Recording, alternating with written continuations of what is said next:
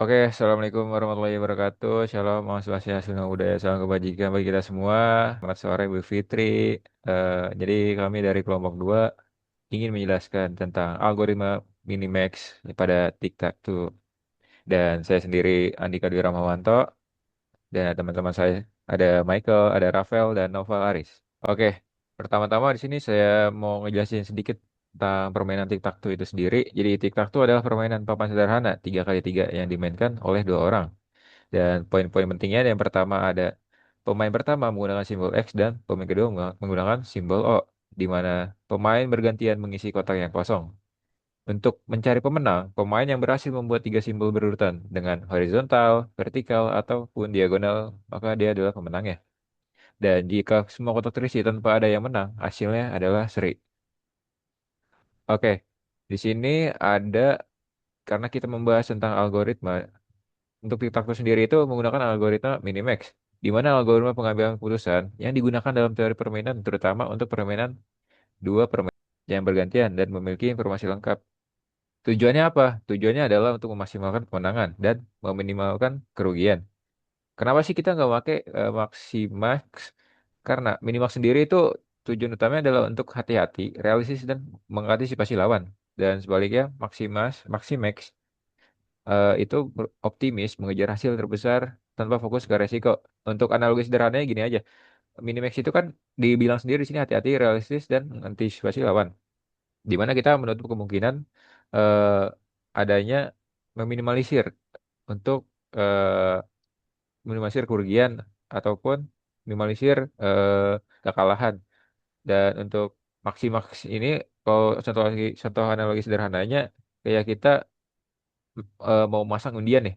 Undian misalnya ada satu undian kupon misalnya.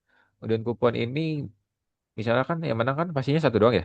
Dan untuk meminimalisir ya, jadi Maximax ini cara kerjanya adalah kita memasang 100 kupon, di mana kemungkinan menangnya itu besar dan kemungkinan resiko kalahnya juga besar, di mana kita kayak masang 100 kupon untuk satu kemenangan ini. Jadi, Maximax ini bertaruh besar dengan eh, kemungkinan kekalahan yang besar juga gitu. Jadi untuk Minimax ini cocok banget kalau digunakan untuk tic-tac-toe. Selanjutnya teman saya akan menjelaskan tentang slide ini. Sekarang ada di dalam game tree, dalam Minimax. Eh, Dalam game tree terdapat ada tiga bagian, yaitu akar, cabang, dan daun. Akar adalah bentuk awal dari tiktoknya itu tersebut. Cabang adalah hasil-hasil dari eh, pilihan yang telah dilakukan. Lalu pada daun juga adalah hasil akhirnya. Contoh pada daun ini lingkaran menang. Lanjut. Lalu ada max min, di mana ada pada algoritma ini ada dua sisi, yaitu max max yang ada terlihat dalam gambarnya itu lingkaran, sisi yang berusaha mencari langkah dengan skor tertinggi, dan ada juga min, yaitu pada gambar X, sisi yang berusaha menghasilkan skor tertinggi. Kedua sisi ini bermain secara bergantian, seperti yang dilihat pada gambar. Lanjut. Lalu juga ada penilaian langkah. Pada setiap akhir permainan akan ditentukan dengan skor sebagai penilaian untuk AI. Pada contohnya, pada gambar ada yang kalah negatif satu, nol menunjukkan seri, plus satu menunjukkan kemenangan. AI akan mencoba memaksimalkan skor-skor tersebut. Akan dilanjutkan oleh Jeko. Oke, selanjutnya ada studi kasus. Studi kasus di mana AI ini akan memilih jalur kemenangan-kemenangannya. Bisa dilanjut? Oke, skenarionya seperti demikian. Giliran bermain ini adalah X. Lalu kondisinya hanya tiga slot yang tersisa. Tujuannya menganalisis semua kemungkinan langkah terakhir untuk mencari skor semaksimal mungkin.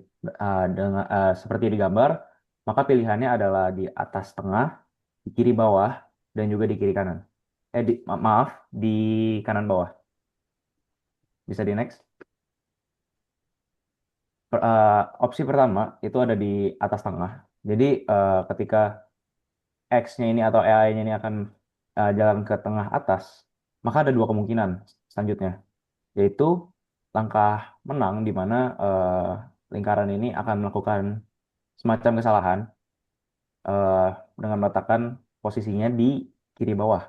Jadi pada akhirnya X ini masih bisa menang. Tapi ada juga kemungkinan seri di mana eh, lingkaran ini memblokir eh, jalur kemenangan dari X. Jadi pada opsi satu ini ada dua kemungkinan yaitu menang dan seri. Bisa di next. Nah, untuk opsi dua yaitu langkah ke kiri bawah ini sama seperti yang tengah atas, di mana ada dua kemungkinan. Yang satu itu menang dan yang satu itu kalah. Di mana yang satu menang ini adalah ketika lingkaran tidak memblokir jalur kemenangan, sementara di opsi seri ini si lingkaran ini ngeblokir jalur kemenangannya. Bisa di next langsung. Nah, ini adalah opsi maksimalnya, di mana langkah ini pasti pasti menang karena ketika X ini eh, jalan ke posisi kanan bawah, maka permainan akan langsung selesai, di mana X ini menjadi pemenang karena ada tiga X yang berderet secara diagonal. Bisa di next. Ini ada berikut ini adalah tabel perbandingan keputusan akhir di mana langkah satu dan langkah dua memiliki potensi hasil menang atau seri. Yang mana skornya antara plus satu yaitu menang atau nol seri. Dan langkah tiga ini dia kondisinya tuh udah pasti menang. Skornya itu cuma plus satu. Karena begitu menjalankan langkah tiga ini, maka kondisinya langsung terpenuhi dan X ini akan menang. Selanjutnya akan dilanjutkan oleh Aris. Oke, jadi kelebihan dan kekurangannya di sini, pertama kelebihan algoritma Minimax pada kita tuh ada empat, ada terbagi empat, ada optimal, determinasi dan konsisten, mudah diterapkan di game sederhana, dan dasar algoritma game AI. Jadi optimal itu Minimax-nya menjamin bahwa AI tidak akan kalah karena ia selalu memilih langkah terbaik dengan mempertimbangkan semua kemungkinan langkah lawan. Yang kedua, hasil keputusan Minimax tidak acak, melainkan selalu sama jika kondisi papan sama. Hal ini membuat AI bisa diprediksi tetapi sangat kuat. Tiga, tic-tac-toe memiliki ruang keadaan state test yang relatif kecil, hanya 9 kotak, sehingga Minimax bisa menjalankan tanpa kendala performa. Yang keempat, Minimax menjadi fondasi untuk memahami algoritma pencarian game lain seperti apa, beta pruning, dan diterapkan di permainan kompleks, seperti catur, checkers, dan lain-lain. Lanjut. Jadi ini kekurangannya ada 4 bagian juga. Ada tidak efisien untuk game lebih kompleks, walaupun cocok untuk tic-tac-toe, Minimax akan menjadi sangat lambat pada game dengan ruang pencarian besar, misalnya catur tanpa optimisasi. Dua, bersifat brute force, Minimax menghitung semua kemungkinan hingga akhir permainan, pada tic-tac-toe masih oke. Tapi pada game lebih besar butuh heuristik dan pruning. Ketiga, tidak adaptif atau kurangnya manusiawi. Karena selalu mencari langkah terbaik, AI jadi terlalu sempurna dan tidak bisa dibuat mudah dikalahkan tanpa memodifikasi algoritma. Keempat, borosan komputasi jika tanpa optimasi. Walaupun papan hanya 3:3, Minimax tetap mengeksplor semua kemungkinan cabang hingga terminal state. Padahal banyak cabang sebenarnya tidak relevan. Lanjut. Keterbatasan dan teks solusi. Keterbatasan algoritma Minimax pada tic-tac-toe ada 4 bagian juga, ada brute force search. Minimax mengeksplorasi semua kemungkinan langkah hingga kondisi akhir permainan. Pada tic-tac-toe ini masih ringan, tapi tetap boros karena banyak cabang yang sebenarnya tidak relevan. Dua, tidak scalable ke game kompleks. Pada game sederhana seperti tic-tac-toe, Minimax hanya sangat bagus. Namun jika diterapkan ke game seperti catur atau Go, jumlah kemungkinan langkah sangat besar hingga komputasi Minimax menjadi tidak praktis. Tiga, kurangnya adaptif. AI selalu memilih langkah optimal, sehingga tingkat kesulitan tidak bisa disesuaikan permainan manusia kemungkinan bosan karena AI selalu sempurna. Keempat, waktu eksekusi lebih lama tanpa optimasi. Walaupun tic-tac-toe kecil, tetapi ada banyak state yang harus dianalisis jika Minimax tidak terpangkas. Lanjut. Jadi di sini solusinya untuk mengatasi keterbatasan ada alpha beta pruning digunakan untuk memangkas cabang yang tidak perlu diperiksa karena sudah ada jalur yang lebih optimal. Hasil sama dengan Minimax murni tetapi dengan waktu komputasi lebih cepat. Yang kedua menggunakan heuristik atau evaluation function. Alih-alih menghitung hingga akhir permainan, gunakan fungsi penilaian untuk menilai posisi papan saat ini.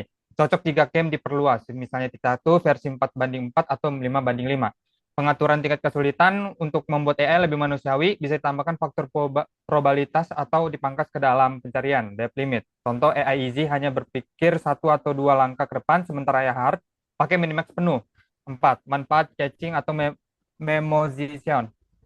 Transportable. Simpan hasil evaluasi state papan yang pernah dihitung, sehingga jika state itu muncul kembali, tidak perlu menghitung ulang.